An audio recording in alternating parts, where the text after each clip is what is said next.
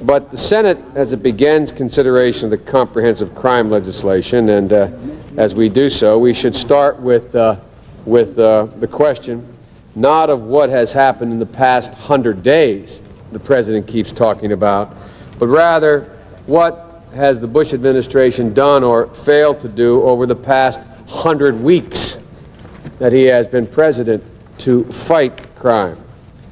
Under the administration, this administration, America has seen its worst crime explosion in our entire history.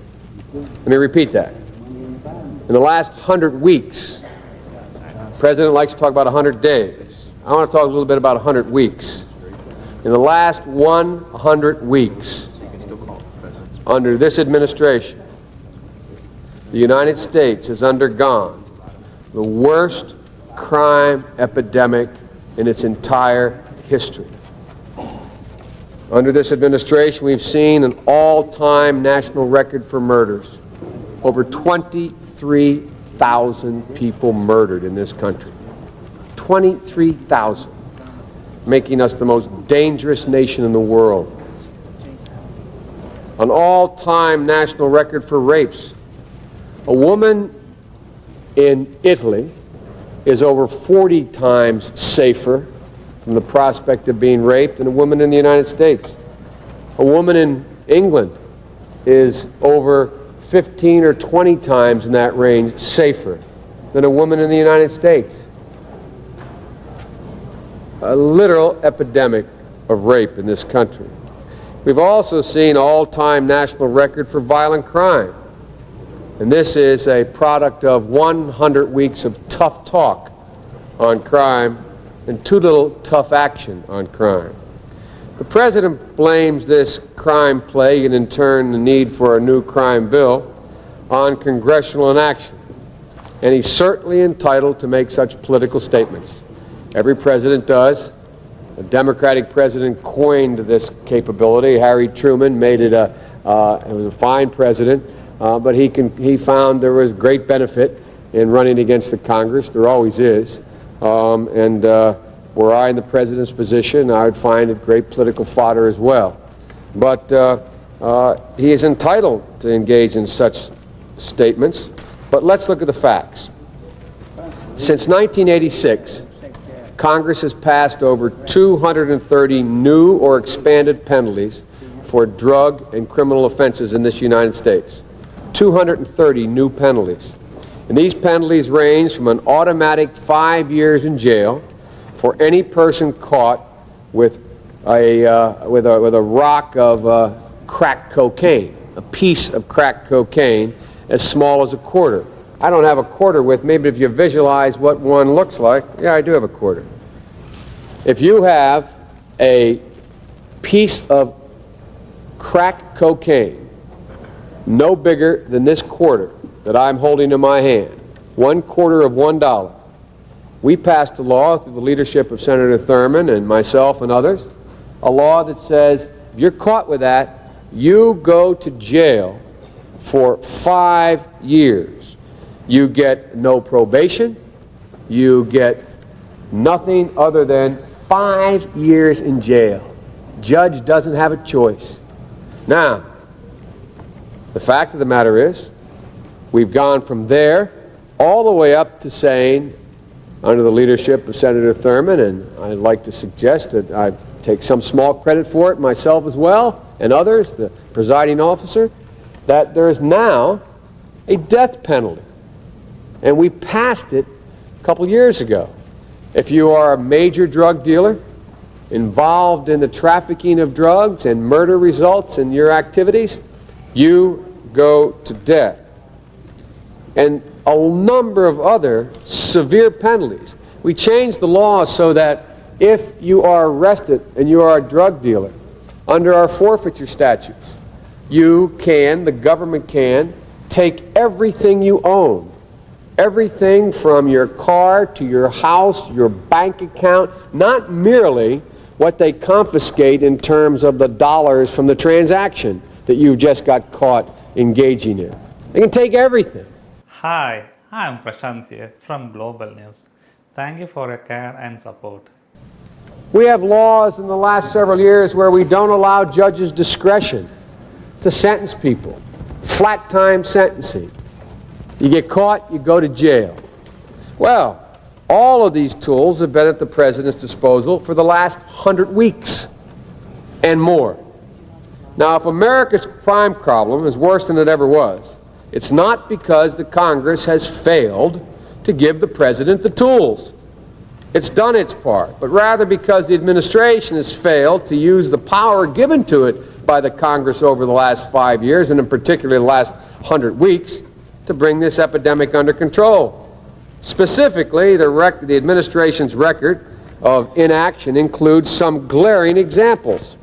And the only reason I'm doing this is to try to, so we can cut through all this and try to get down to the facts. So when we start to vote on specific pieces of legislation, we get away from all the hyperbole and political posturing on this legislation.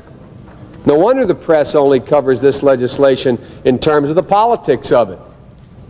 You don't hardly ever hear a debate in the press about whether or not one habeas corpus bill is in fact better than the other. You hardly hear ever any discussion about whether or not one sentencing mode is better than another. You hardly ever hear any discussion of the press about whether or not the aid to local law enforcement along the lines I'm suggesting or the president is suggesting, which is better. Because the president, leading the band, and everyone else then here in the Congress, following the drummer, the chief majorette out there, drum major, what happens? We all talk about the politics of it instead of the substance. Well, the facts are glaring how bad things are. 200 days ago, Congress enacted a life in prison for major drug dealers. Yet in the past 3 years, the president has obtained this penalty for only on average 4 drug dealers in the entire country each year. If you live here in Washington, you pick up the paper daily. As a matter of fact, the papers are stopped doing it because people are tired of seeing it. Major drug dealers engaged in turf wars, people getting shot on street corners, murder rate phenomenally high. So we said 43 years ago, put those people in jail for life, no probation, no parole. And in certain circumstances, they kill someone, put them to death. And guess what? Out of all those crimes you read about, out of all of the outrageous actions, this administration on average the last 3 years has gotten on an average 4 persons per year. 4, count them, 4 per year. Think about it. We have about 2 million people who have been using cocaine weekly in this country over the past half decade. But over the past 3 years, the administration has used its power to send drug dealers to jail for life only once every 3 months. The Congress is not tough on crime. 1,000 days ago, Mr. President, Congress gave the president the power to seek the death penalty against drug kingpins who murder. But in the past 1,000 days, this president, during the period of bloodshed and mayhem of which the president has spoken, the president has obtained the death penalty for only 1 person. 1. Congress is not tough. Congress passed a law and said, Mr. President, find these people when you get them, when the Justice Department has them, and they've murdered somebody, put them to death. That's what we said. You have the power. 1,000 days ago, that was given. 1 time has the vaulted Justice Department under the leadership of Mr. Thornburg, who beats up the Congress all the time, 1 time have they obtained a death penalty. Now look, maybe there's reasons why they can't. Maybe it's hard to make the case. Maybe there's a whole rationale for why.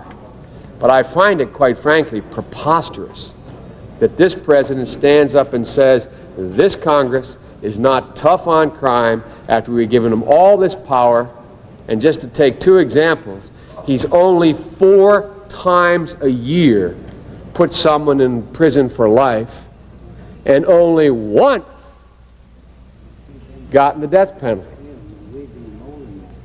23,500 murders, 2,200,000 people cocaine addicts, 5.7 million felonies a year, 1 death penalty, 4 times a year life imprisonment.